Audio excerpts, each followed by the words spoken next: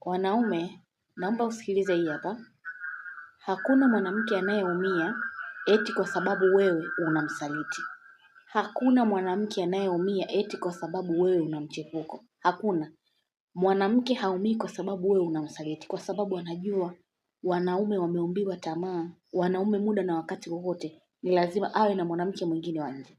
Kinachomuumiza mwanamke ni tabia ya mwanaume kujisahau kama una mke na kama una familia. Yaani kutelekeza familia yako, kushindwa kuwa mume kwa mke wako, kushindwa kuwa baba kwa watoto wako. Ndiyo unamsaliti. Je, unamjali kama mke wako? Unawajibika kama mume? Hiko ndo kitu pekee ambacho wanawake wengi kinawaumiza. Hawaumii eti kwa sababu wewe una mwanamke wa nje. Haumii mwanamke kwa sababu anajua vizuri. Maana hata yeye mwenyewe anatongozwa na wanaume wa wanawake wengine.